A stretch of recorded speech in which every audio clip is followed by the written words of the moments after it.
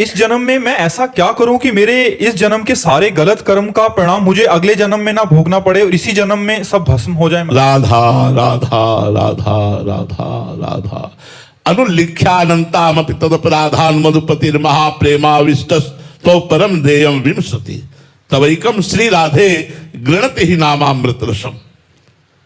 जो राधा राधा राधा ऐसा रटता है तो एक अपराध नहीं, अनंत अपराध हो जाए तो भी ठाकुर जी लिखते भी नहीं है।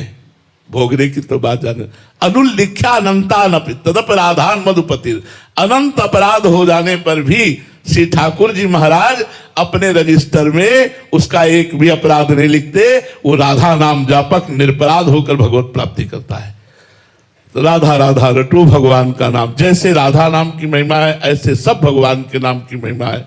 जिनको गुरु जी ने जो नाम दिया है वो सब महान है, क्योंकि हमारे भगवान के अनंत नाम है, अनंत रूप है, अनंत लीला है, अनंत उनका वैभव है।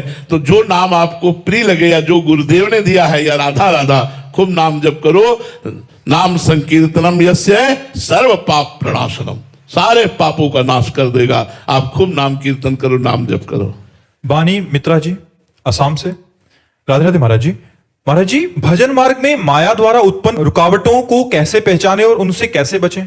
भगवान का जब विस्मरण होने लगे तो वो चाहे व्यक्ति हो, चाहे वस्तु हो, चाहे स्थान हो, वो माया है। जिसके संग से, जिसके सानिध्य से भगवत विस्मरण होने लगे वह माया है। जिसके संग से, जिसके सानिध्य से भगवत स्मृति हो वही भक्ति है। बस माया और भक्ति की पहचान भगवत स्मरण और भगवत विस्मरण से।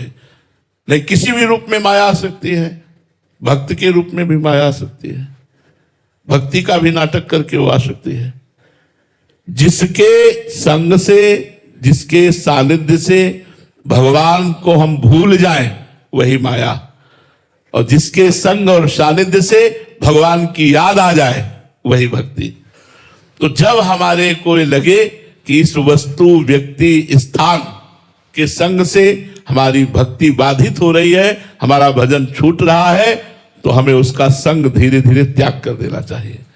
जाके प्रिय न राम वैदेही तजिए ताहि कोटि वैरीसम जद्यप परम स्नेही। चाहे वो पिता हो, माता हो, भाई हो, बंधु, तजो पिता प्रहलाद, विभीषण बंधु, भरत महतारी, गुरुबल तजो कंत ब्रज बनितन भेमुद मंगलकारी।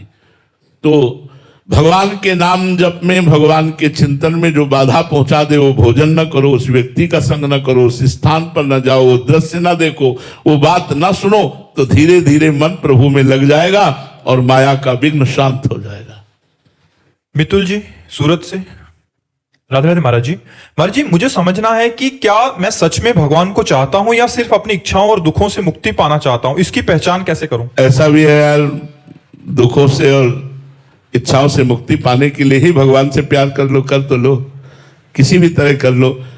पर इसकी पहचान ये है कि जब प्रतिकूलता आवे, दुख आवे और आपका भजन न रुके, आप भगवान से प्रश्न न करें आप क्यों हमारे साथ ऐसा कर रहे हैं। ये प्रश्न नहीं होना चाहिए। समर्पण को में प्रश्न नहीं होता। जैसे समर्पण है तो भगवान हमारे साथ ऐसा क्यों हो रहा है, ये प्रश्न नहीं होना चाहिए। अगर ये प्रश्न है तो समर्पण नहीं है, फिर अभी भगवान की वो भक्ति नहीं है जो भगवत प्राप्ति करा सकती है।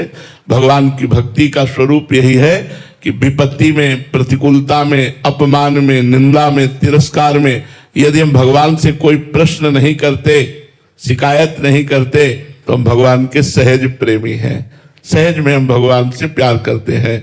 और यदि कोई प्रश्न कर देते हैं तो अभी सहज प्रेमी नहीं, अभी सकाम प्रेमी हैं। अपनी दुख निवृत्ति के लिए, धन प्राप्ति के लिए, अपनी मनोकामना पूर्ति के लिए यदि भगवान से है तो अभी हम निष्काम भक्त नहीं, अभी प्रेमी भक्त नहीं है। अगर कोई कामना नहीं, कोई इस बात के लिए प्रार्थना नहीं कि हमारी समस्याओं का समाधान हो, तो आप वास्तविक भगवत प्रेमी हो। अंशल जी उत्तराखंड